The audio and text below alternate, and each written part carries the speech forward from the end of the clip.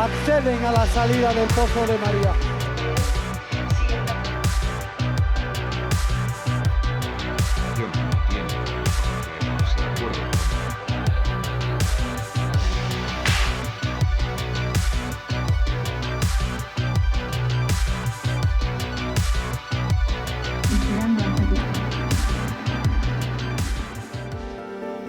¿Qué tal? ¿Cómo están? Bienvenidos a un nuevo programa de nuestro archivo en el que recuperamos, gracias al archivo de esta casa, un nuevo capítulo de la serie Aires de León que esta televisión grabó en los años 90. El capítulo de hoy, el número 10, llevará desde el Bierzo conocido al olvidado. Sobrevolaremos lugares como Carracedo, con su monasterio, en aquellos años 90, todavía envuelto en la polémica restauración y el respeto no al edificio histórico. También la ruta nos llevará hasta Cacabelos, con un gran peso en el sector vitivinícola que no ha parado de aumentar y de crecer en estas 3 décadas. Y por supuesto Villafranca del Bierzo, la importancia de este municipio que llegó a ser capital del Bierzo, marcada sobre todo por la cultura, pero también por su bello patrimonio y sobre todo por ser paso del Camino de Santiago. Albergues o la Puerta del Perdón son lugares con muchísima historia.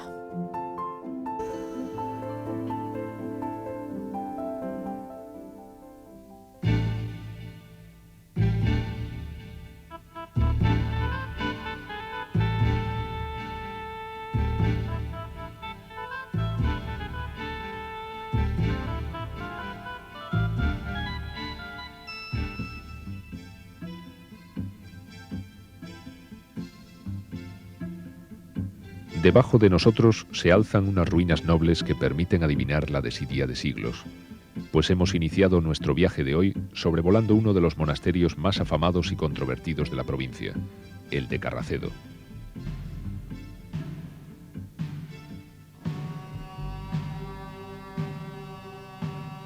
Durante mucho tiempo, y como tantos otros, padeció el más absurdo abandono, de manera que hasta las ruinas parecían peligrar, y muchos temían que las pocas estructuras que quedaban en pie acabaran viniéndose abajo. Hace unos años se acometió por fin una restauración a fondo, que tuvo sus más y sus menos. Sus más fueron que con ella se consiguió frenar el imparable desplome del edificio. Sus menos, que se siguió una manera de hacer muy en boga, de que lo nuevo resalte de una manera notable de lo original, de no añadir nada que no sea plenamente diferenciable. En este aspecto los hay que discrepan, pues consideran que tan importante es la consolidación física del monumento como el respeto de su estética.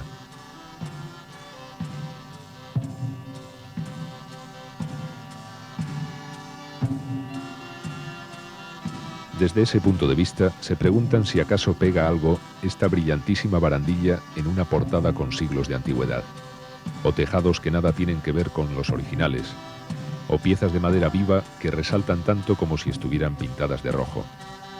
La gente que visita el monasterio lo comenta por lo bajo, pero quizá como en aquel cuento en que al emperador le cosieron un traje invisible, nadie quiere decir ni palabra, no sea que pase por bobo.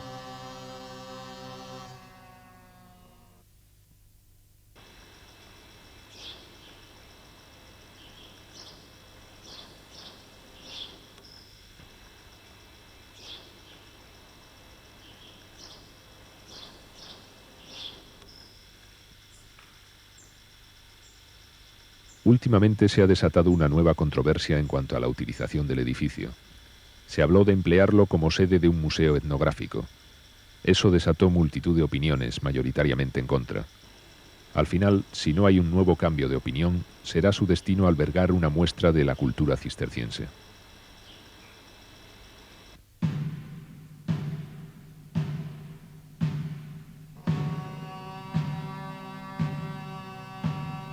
A pesar de todas las polémicas que lo envuelven, lo que no se puede negar es la grandiosidad de estos muros cuyo origen hay que buscar a finales del siglo X.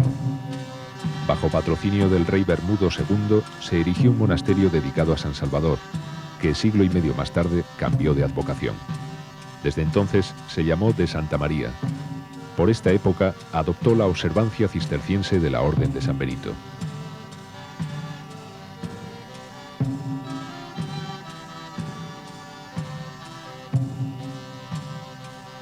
La mayoría de lo que aquí vemos es muy posterior a su fundación, es decir, de los siglos XVII en adelante.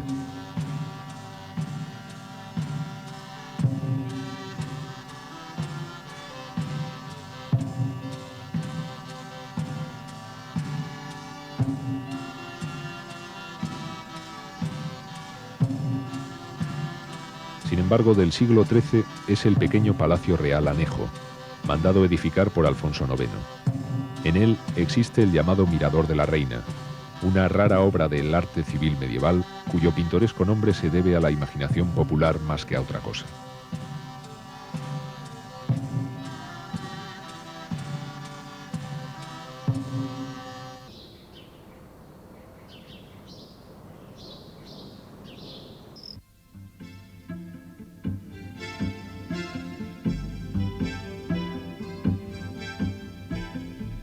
Muy cerca de Carracedo y a orillas del río Cúa está Cacabelos, que tiene su origen en la Edad Media y fue lugar de paso importante hacia Santiago. Unos cuantos siglos después, los peregrinos siguen siendo familiares a estas calles, que los ven pasar sin sobresalto alguno.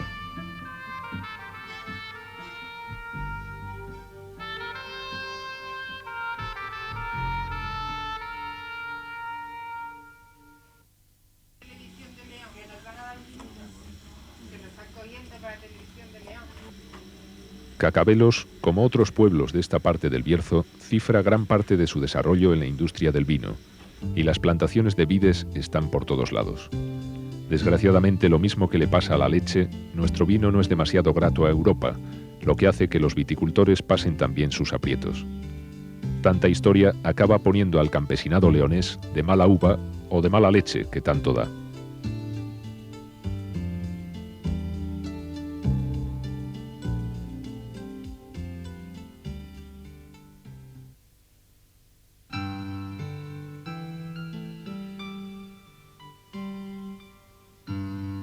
En Villafranca del Bierzo, el terreno comienza a revolverse un poco.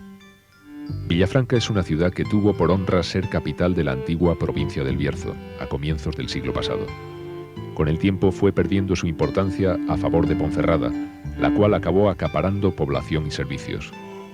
Pero Villafranca siempre ha conservado un algo distinto, un deje de cultura, de tradición y de prestigio que no ha sido superado en toda la comarca y apurando un poco en toda la provincia. Nació en el siglo XI, cuando por estos lugares se fundó un monasterio, una de cuyas funciones era atender a los peregrinos que iban a Santiago.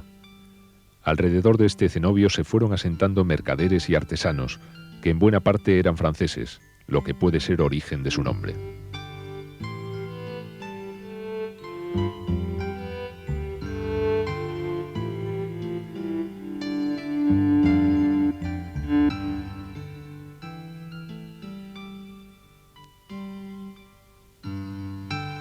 Lo que en principio era un pequeño núcleo habitado, adquirió en los siglos siguientes mayores dimensiones.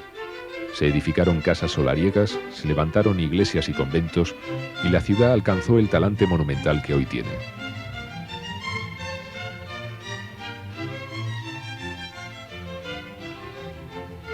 Su aspecto invita a pasear por las calles y a admirar las sorpresas que cada rincón depara.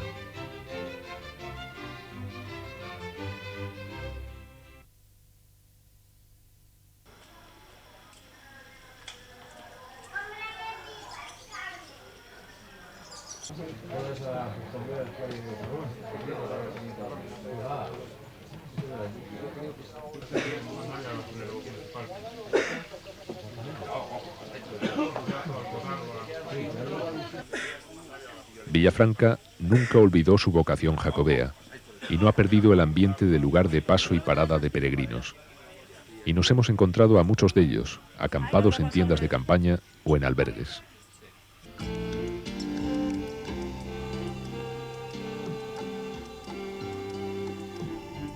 El camino es duro y tras una larga caminata que deja los pies hinchados, es preciso preparar la jornada de mañana y dormir un poco para recuperar fuerzas.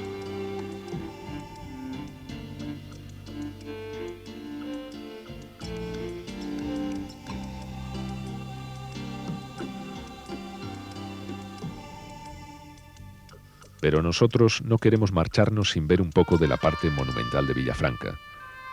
Por ello nos lanzamos a la calle, que es donde late el corazón de los pueblos. En ese aspecto no nos iremos en absoluto de vacío.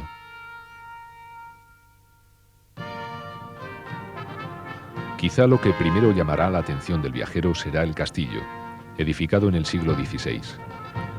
Es notable, pero no por su esbeltez, pues es más bien achaparrado, aunque no exento de gracia. Buscamos el mérito en su buen estado. De él dijo Berrueta: es modelo de restauraciones en que se ha respetado todo lo antiguo y se ha reparado lo ruinoso sin perder estilo. Además presenta otra peculiaridad: está habitado. Difícil será encontrar otro igual, y su ejemplo debería servir para la compleja conservación de este tipo de monumentos.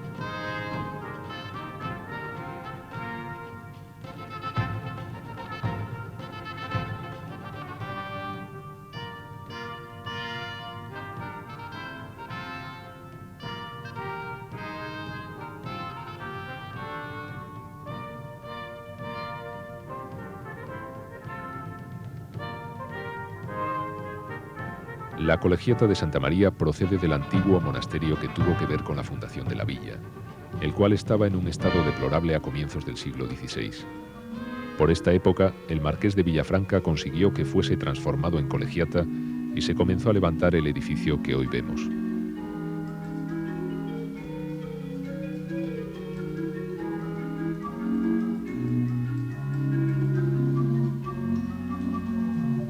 Ahora pasamos frente al Colegio de los Paules o San Nicolás, que fue antes convento de jesuitas y se edificó en el siglo XVII.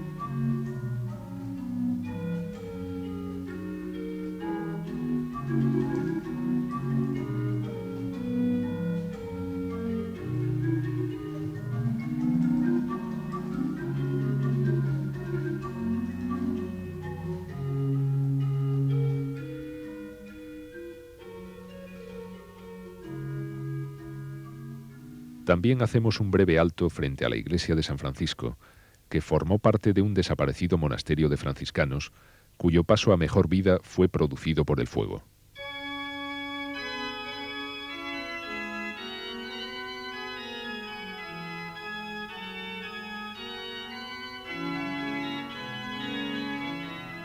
Otros tantos monumentos podríamos ver en Villafranca, y cada cual escogería el que fuera más de su gusto. Nosotros, que aunque no jacobeos, también somos peregrinos, nos hemos quedado con el más sencillo de todos, la Iglesina de Santiago. Un templo coquetón del siglo XII, con espadaña modesta y aspecto simple, que nos ha cautivado con su discreto ábside y sus viejas arquivoltas de piedra labrada. Llaman a esta portada del perdón, porque aquí los peregrinos enfermos pueden alcanzar las mismas gracias que si llegan a Santiago. Nosotros, que también estamos enfermos, enfermos del mal de nuestro tiempo, del mal de la prisa, pedimos perdón al apóstol, pues ya poco nos queda de andar por el camino que lleva a su templo. Y es que nuestro tiempo se acaba y debemos partir hacia otras tierras.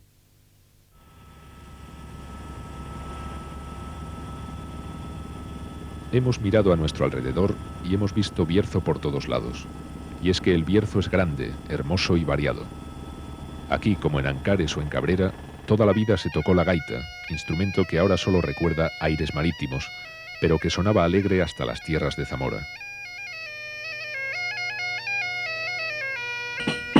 Cuando cae la tarde, esta jota berciana, pandereta y gaita llena el aire de ritmo y su alegría es suficiente para que un muerto le haga un corte de mangas al hoyo y dé zapatetas de entusiasmo.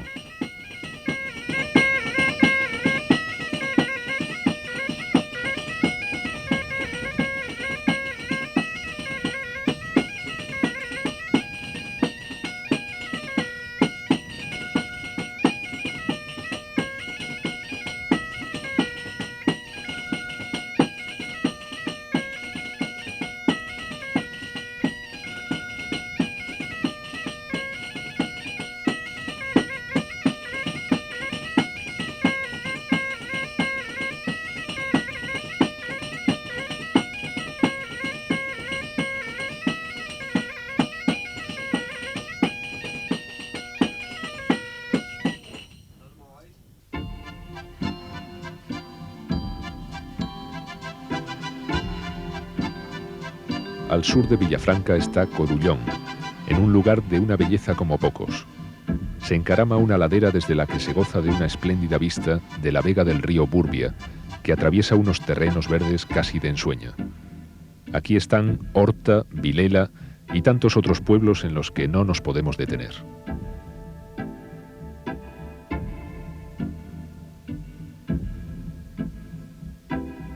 Sí lo haremos, en cambio, en el propio Corullón, porque nos ha sorprendido el castillo que en un alto no quita ojo del valle.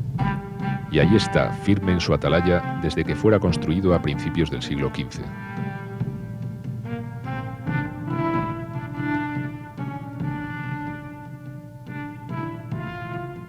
Dice la tradición que fue copiado por un pintor florentino por orden de don Pedro de Médicis, duque de Toscana, el cual quería construir otro igual en sus posesiones.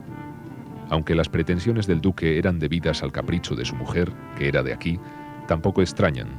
Hoy el paraje es bello, con más motivo debió atraer en otras épocas de mayor esplendor. Pero en Corullón hay también otro tipo de historia, la derivada de los edificios religiosos, como son las iglesias románicas de San Fiz, San Esteban o esta de San Miguel, levantada en el siglo XII y que, a pesar del deterioro de los siglos, es un ejemplar muy notable del arte de aquella época.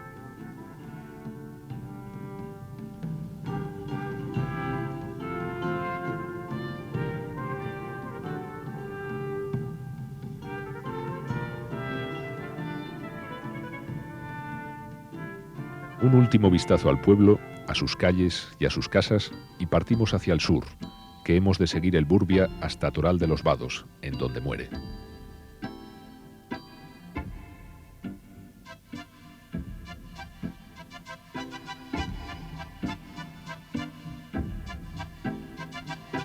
En Toral se funden los ríos Burbia, Cúa y Sil. Este último, que ha nacido mucho más al norte, en tierras a caballo entre Babia y Laciana, recibe aquí dos importantes afluentes.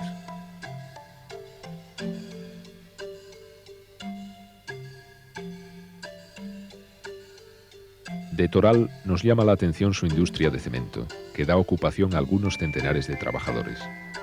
Salvo aquellos pocos que gusten de la estética de las fábricas, la mayoría encontrará de poco agrado todas estas instalaciones y preferirá paisajes verdes o viejas iglesias medievales.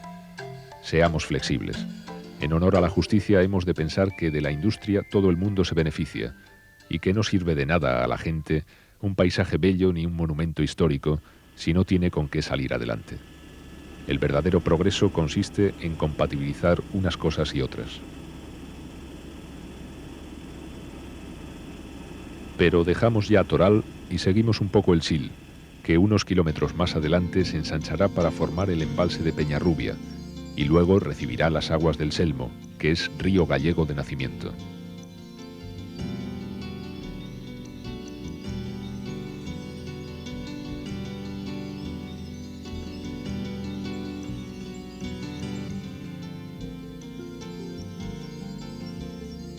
Finalizamos ya nuestro viaje cuando penetramos en las vegas del Selmo, en donde veremos algunos de los pueblos más desconocidos de la provincia.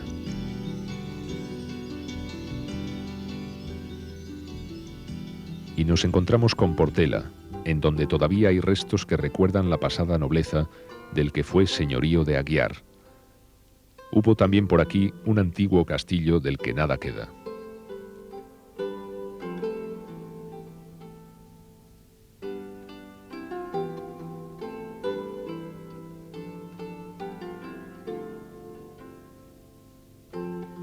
Al doblar una esquina, sorpresa, la iglesia nos da un susto.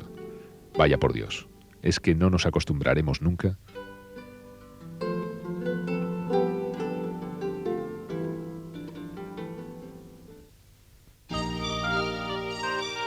En una ladera verde y suave, en un valle delimitado por algunos muros rocosos, está Santo Tirso de Cabarcos.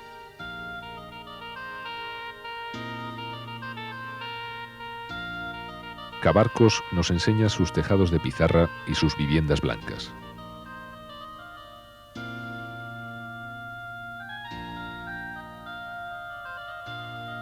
En Castropetre nuestro tiempo se ha acabado. Viendo los tejados de pizarra sobre estas casas también de piedra pizarrosa, nos parece volver a uno de tantos pueblos encaramados a una ladera de las sierras de nuestra provincia. Es curioso, después de tanto andar, de tanto ver, hay algo de familiar en estas construcciones de piedra. Cuando nos encontramos con estos viejos y nobles edificios de antiguas solanas, tapadas con tablas para protegerlas un poco de los fríos, cuando vemos estas pizarras irregulares y estos maderos ajados como la piel de un viejo, una dulce paz nos invade y nos sentimos como si estuviéramos de nuevo en casa.